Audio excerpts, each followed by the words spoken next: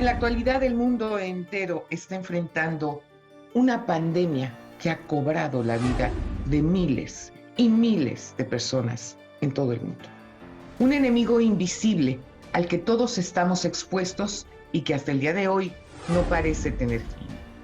De acuerdo con la Organización de Naciones Unidas, son más de 200 los países que registran casos de coronavirus.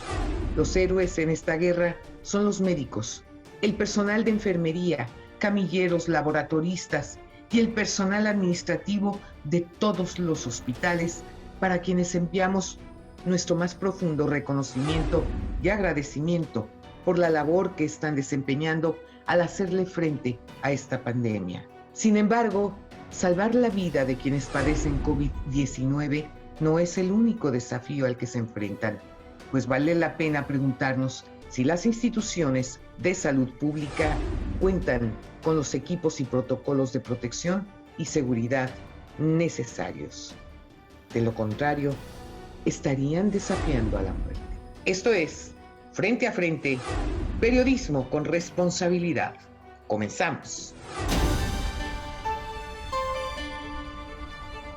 Me da muchísimo gusto recibir a distancia al doctor David Uriarte. Bienvenido, doctor. La verdad es que pues estamos todo mundo en cuarentena en todas partes del mundo. La verdad es que esto nos agarró verdaderamente de sorpresa. Yo creo que si alguien nos hubiera dicho por ahí de principios de marzo que se iba a paralizar el mundo, que íbamos a estar todo el mundo encerrados, pues nadie lo hubiera creído. Pero hoy es una cruda y dura realidad para todos los países, porque aquí no hay nada más democrático que el coronavirus. Es decir, este virus ataca a pobres, ricos, niños, ancianos, no importa de qué partido sean, de qué creencia, de qué religión, no hay discriminación alguna, doctor, y esto es muy preocupante porque desde luego la pandemia en este momento tiene muchas caras. Y una de las caras que yo quisiera abordar con ustedes, la forma en que tenemos y han demostrado a lo largo de toda esta pandemia, tenemos grandes héroes que son justamente los que se dedican a todo lo que tiene que ver con el cuidado de la salud. Los médicos, las enfermeras, todos los que están cerca, incluso hasta los que limpian los hospitales, todos cómo se están exponiendo de manera exponencial verdaderamente ante este virus y ante esta enfermedad que, por desgracia, en muchos casos lleva hasta la muerte. Doctor, muy buenas noches. Claro que sí, gracias Lolita. Efectivamente lo has dicho y lo has dicho bien. Estamos preparados para muchas cosas, para muchas contingencias, pero nunca, jamás nos habíamos imaginado la dimensión o no habíamos dimensionado en el área médica qué es el alcance como lo estamos viviendo y una realidad que todavía hay ingenuos que siguen creyendo y siguen pensando que esto no existe, Lolita. Así es. Esto es realmente muy preocupante, doctor, porque ¿qué es lo que sucede? Cuando estamos viendo cuando comenzó en China, por ejemplo, que empezaron a utilizar los cubrebocas y la Organización Mundial de la Salud dijo, no, no es necesario que las utilicen. Hemos visto que hay países en donde se han utilizado y ha disminuido el nivel de contagio de manera exponencial. Entonces, el presidente Donald Trump aquí en los Estados Unidos dijo de manera clara y contundente, pues que iba a dejar de apoyar económicamente durante 2 o 3 meses a la Organización Mundial de la Salud, que no estaba nada contento, porque se hubieran evitado muchas muertes, doctor, si se hubieran tomado las medidas necesarias y si la Organización Mundial de la Salud lo hubiera dicho como se debió de haber dicho, con toda claridad y contundencia. Este es un virus que desconocíamos totalmente. Bueno, fíjate que hay dos elementos fundamentales cuando hablamos de la pandemia. Y una de ellas Sí, es la educación para la salud y la otra la promoción. Y claro, esto que es tan básico se nos ha olvidado. Cuando hablamos de la prevención y cuando hablamos de la promoción, estamos hablando de que lavarnos la mano es promover nuestra salud. Y cuando claro, hablamos de la prevención es pues la sana distancia y el aislamiento. Creo que estas son dos conductas y dos actitudes que el humano en estos momentos y siempre, pero más hoy, necesitamos asumir con responsabilidad. El uso de tapabocas, de cubrebocas. A ver, si aquí en Estados Unidos uno trata de comprarlo, pues es muy difícil, hay que hacerlo vía internet para que le llegue a uno a su casa. En México, pues hay una carencia de tapabocas impresionantes, o los que hay, pues son patito, doctor, hablando las cosas con toda claridad, ¿no? Se anuncian como N95 y de N, pues yo creo que nada más lo conoce el alfabeto, ¿verdad? De quien lo crea, porque no tienen absolutamente nada de seguridad. Entonces, aquí la cuestión es, ¿dónde se pueden comprar los insumos necesarios para proteger no solo a los especialistas de la salud, sino a la población en general, para que haya una mayor protección, doctor? Claro, pero fíjate que has dicho algo muy interesante. Hablamos de las mascarillas N95 y efectivamente Eso es. son las N95, son las indicadas por la Organización Mundial de la Salud y para cualquier enfermedad que es infectocontagiosa, sobre todo cuando hablamos de esta pandemia. Pero has dicho dos cosas muy interesantes. Primero es dónde las consigues. Las consigues donde, pues, a los negocios que se dedican a esto, pero en estos momentos hay desabasto. Y Claro. segundo, hay abusos, porque una mascarilla N95 que hace 6 meses costaba 30 pesos, hoy cuesta 100 pesos. Sí, Y este claro. es, y este es otro tema muy importante, porque entonces hay quienes dicen, bueno, pues me voy a poner si no hay más un pañuelo. Eso. Y al final necesitamos preguntarnos, ¿realmente eso resuelve el conflicto? ¿Realmente eso resuelve el problema? ¿O es sencillamente, como decimos por acá, es hacerle al tío Lolo porque no vas a resolver absolutamente nada? Y entonces, Ese es el ¿quién? punto, doctor, el filtro de carbón que tienen estas mascarillas que, aunque digan por ahí, ponte una mascada, ponte un pañuelo, pues no, eso no nos va a resolver nada. O sea, de Así es, verdad le estamos haciendo al cuento, pero hay que así decirlo es. con toda claridad. Claro, claro. Pero además, también hacías otro comentario al inicio, y es el, los médicos, los que nos dedicamos a ver pacientes, los que estamos en la clínica, tanto médica como psicológica, lo que Sí, encontramos es el riesgo latente todos los días. Y ese riesgo claro. latente, ¿por qué? Porque el paciente llega en ocasiones con un trapito, valga la expresión, que nada tiene que ver con la seguridad de un N95 y entonces empieza a haber una contaminación masiva. Por eso cuando hablamos ya de la fase 3 hablamos de que es una contaminación que prácticamente ya no se puede controlar. Ahora bien, las autoridades dicen, bueno, ya merito llegamos a la etapa 3, ¿no? Y dicen por otra parte, no, es que ya la Ciudad de México, Tijuana, Cancún, Guadalajara, Monterrey, pues ya están en nivel 3.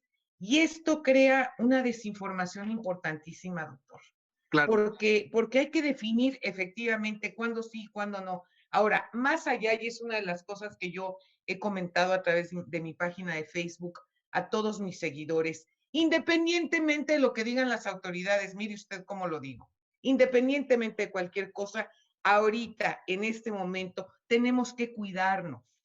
Si podemos quedarnos en casa, hay que quedarnos en casa. Y si vamos a salir a la calle, hay que ponernos mascarilla, hay que lavarnos las manos permanentemente. Si se puede traer guantes desechables, mejor. Pero en el momento en que se llegue, antes de entrar a casa, pues se quitan.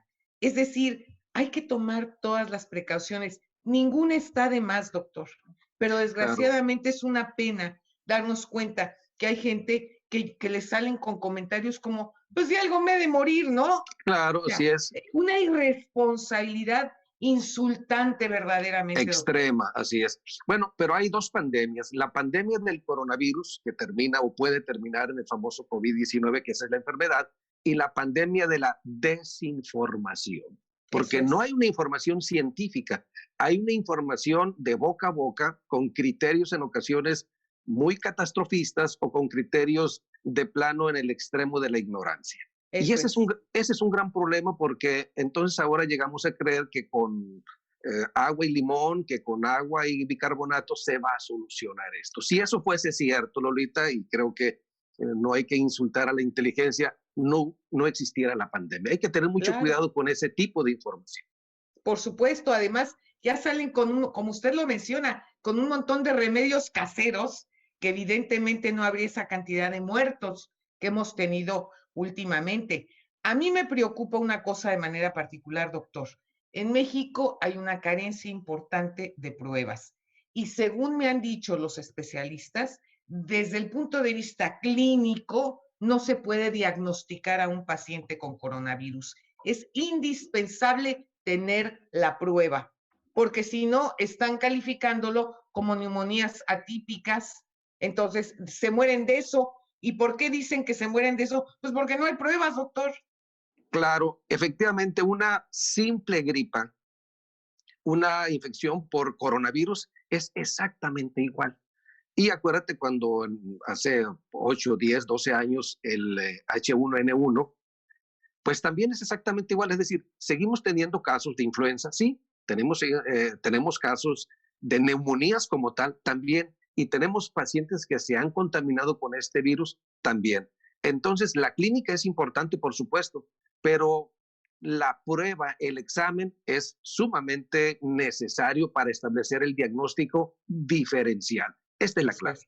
es, eso es. Ahora bien, ¿cómo proteger a todos ustedes? Ustedes que están en el frente de batalla, ustedes que son los que atienden a todos los pacientes que llegan en esas condiciones y que están expuestos de manera permanente, doctor, ante esta pandemia tremenda que ha cobrado muchas vidas en todo el mundo. Fíjate que hay dos consideraciones. La primera es que ya hay una instrucción en el mundo donde hay el famoso triaje. Y el triaje es la clasificación de los pacientes para saber cuál sí y cuál no. Hasta ahí no Sí. hay ningún problema. El asunto es que el triaje solamente se hace en los hospitales. Ah, Ahí es bueno. donde se hace ahí se van a categorizar y decir, este se vaya a su casa y este saca la tomografía y este saca la radiografía y ya está al examen y esto pasa y a este pasa inmediatamente a terapia intensiva. Pero ya estamos hablando de pacientes que van al hospital.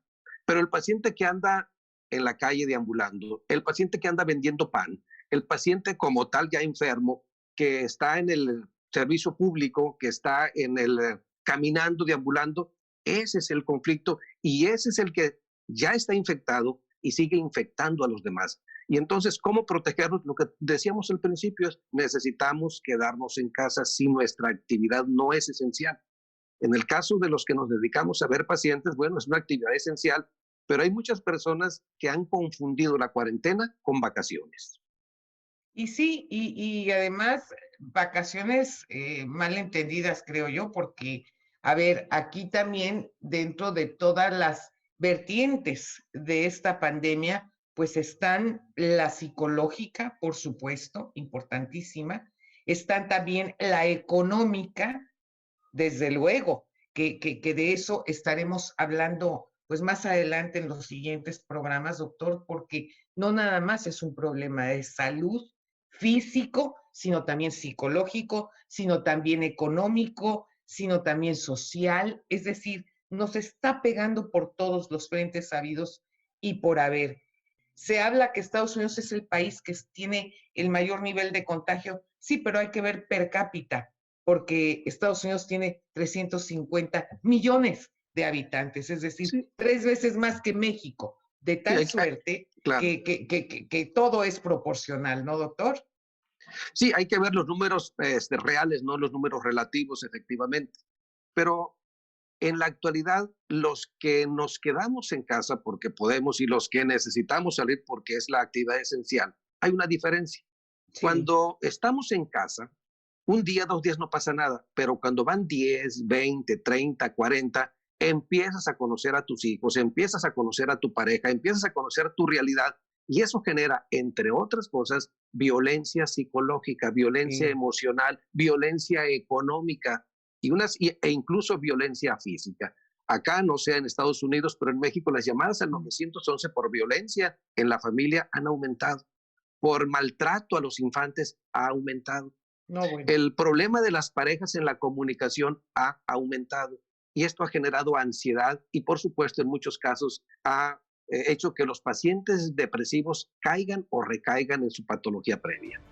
Doctor, yo quiero invitarlo para que próximamente podamos hacer otra emisión de este programa, porque hay muchos temas que se nos quedan en el tintero. Y Claro, agradezco de verdad muchísimo que me haya recibido en su consultorio. Bienvenido a mi casa y a todo nuestro gracias. queridísimo auditorio. Les mandamos un abrazo con todo cariño. Cuídense, por favor, cuídense.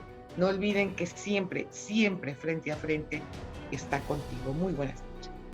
Buenas noches.